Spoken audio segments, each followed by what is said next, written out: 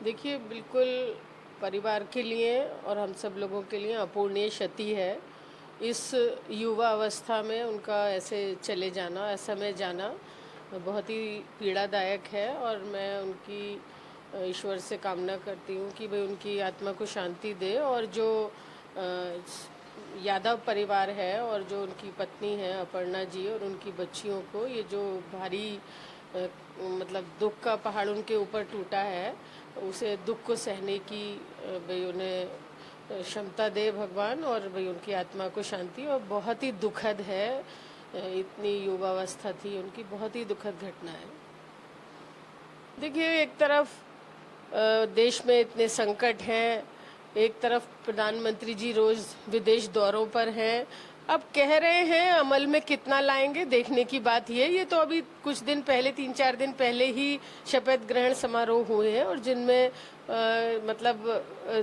पूरे देश के मुख्यमंत्री मंत्री वहाँ पहुँचे और जनता के पैसे का, और जो भी चुनाव में जिस तरह से भी इस्तेमाल किया गया जनता के पैसे का, और जो भी पिछले दिनों चुनाव हुए हैं जो संविधान की, डेमोक्रेसी की धज्जियां उड़ाकर ये हुए हैं, तो इन सब चीज़ों का जो हिसाब है वो आने वाले चुनाव में जनता पूछेगी।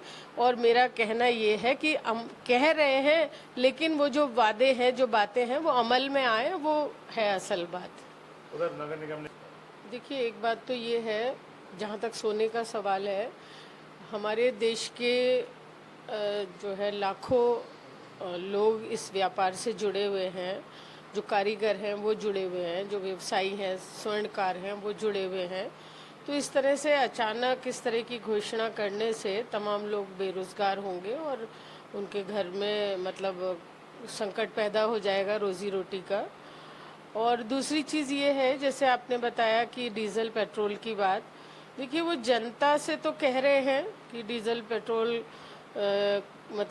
कम से कम खर्च करें, लेकिन ये बात सरकार को भी कहीं अमल में लानी चाहिए। अभी पिछले दिनों जो बड़े बड़े शपथ ग्रहण समारोह हुए हैं और जिसमें पूरे देश के जो भी मुख्यमंत्री हैं, मंत्री हैं, वो वहाँ गए हैं, तो वो उसमें भी डीजल पेट्रोल खर्च होता होगा, तो खुद अमल में लाएं। दूसरी बात ये है कि विपक्ष तो बराबर ही ये आरोप लगा रहा है भारतीय जनता पार्टी के ऊपर कि ये क्राइसिस आने वाले हैं, और अब प्रधानमंत्री जी ने स्वयं ही एक्नॉलेज कर लिया कि भाई ये संकट है। तो इन सब चीज़ों का जिम्मेदार कौन है? इन सब चीज़ों के जिम्मेदार तो भारतीय जनता पार्टी है, आदरणीय प्रधानमंत्री जी हैं। क्यों ये नौबत आई है आज कि हम जो जनता है उसको जो अनिवार्य चीज़ें हैं, बेसिक चीज़ें हैं, आजकल बिना इधर से उधर जाए ना आदमी नौकरी पे जा सकता है, ना बच्चे स्कूल जा सकते हैं, ना कारोबारी अपने व्यवसाय स्थान पर जा सकता है, प्रतिष्ठान पर। तो इन सब चीज़ों का जिम्मेदार कौन है? ये व्यवस्था बनाना सरकारों का काम है, और जिसमें ये भारतीय जनता पार्टी की सरकार पूरी तरह विफल है। आज डॉलर की कीमत रोज बढ़ रही है और रुपए की कीमत रोज घट रही है।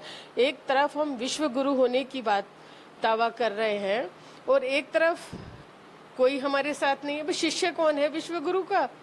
उनके कोई साथ खड़ा नहीं हुआ, कोई देश हमारे साथ नहीं है जिनसे पुराने परंपरागत मैत्रीपूर्ण रिश्ते थे, आज उनसे हमारी रिश्ते अच्छे नहीं हैं। तो इन सब का जिम्मेदार कौन है? देश की जनता आने वाले 27 में ये सवाल पूछेगी।